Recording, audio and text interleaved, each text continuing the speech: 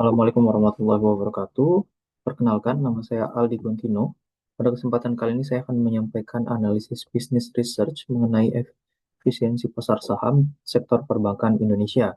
Dengan studi kasus, yaitu pertama, Pak Arif merupakan manajer investasi di sebuah perusahaan sekuritas yang ingin menentukan apakah saham-saham di sektor perbankan Indonesia itu efisien dalam mencerminkan informasi laporan keuangan tahunan. Bersama tim peneliti akuntansi, yang melakukan analisis. Yang pertama, menguji pengaruh ROA, TIR, dan EPS terhadap harga saham di BI. Yang kedua adalah menggunakan data panel dari 15 bank selama 5 tahun. Yang ketiga adalah membandingkan hasil penelitian dengan teori efisien market hypothesis atau EMH. Pada kesempatan kali ini juga kita akan membahas 4 aspek kritis, yaitu adalah yang pertama adalah hubungan antara manajer investasi dengan riset akuntansi, yang kedua adalah klasifikasi jenis penelitian ini, yang ketiga adalah metode analisis yang paling tepat, serta yang keempat adalah aplikasi hasil penelitian dalam strategi investasi. Pertama, apa hubungan antara peran manajer investasi dan juga riset akuntansi? Berdasarkan lecture note, hubungan ini bersifat simbiotis dan sangat menentukan keberhasilan investasi. Manajer investasi berperan sebagai pengguna hasil riset, seperti dijelaskan oleh Hare, yaitu adalah dalam lingkungan bisnis yang kompetitif, manajer tidak lagi bisa mengandalkan intuisi semata. Mereka membutuhkan informasi yang objektif, akurat, dan relevan untuk pengambilan keputusan investasi. Sementara itu, riset akuntansi berperan sebagai penyedia evidence.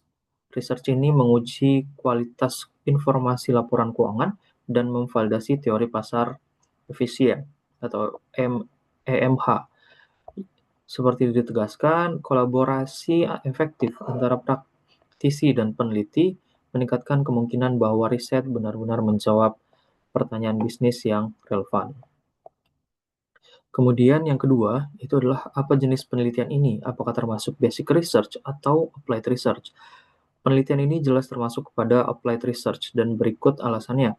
Yang pertama adalah penelitian ini memiliki tujuan praktis yang sangat jelas, yaitu adalah menentukan efisiensi pasar saham perbankan untuk keputusan investasi nyata. Yang kedua adalah penelitian ini sangat kontekstual, yaitu menggunakan data real dari Bursa Efek Indonesia dan laporan keuangan bank-bank konkret.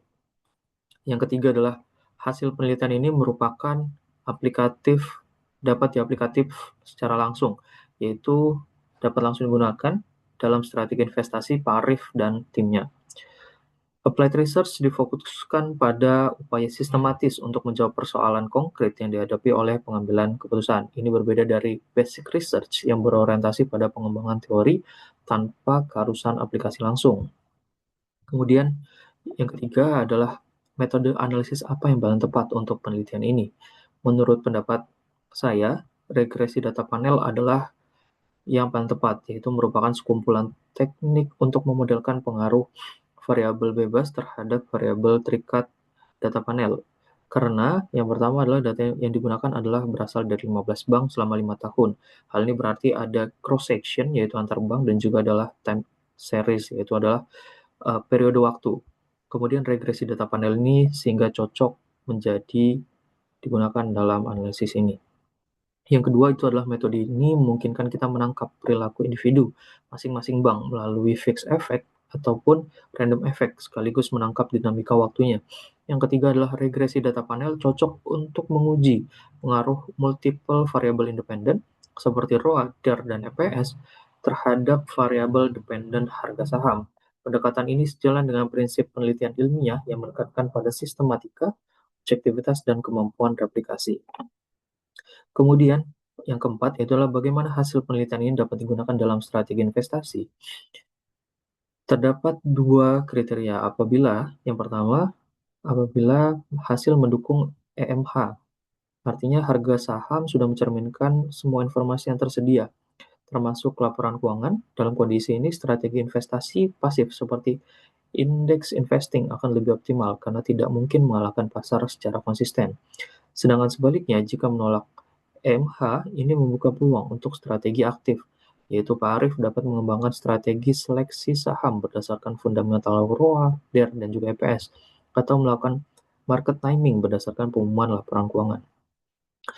Yang terpenting, penelitian ini adalah memungkinkan peralihan dari keputusan berbasis intuisi menuju evidence-based investment strategy. Sekian dari saya, terima kasih.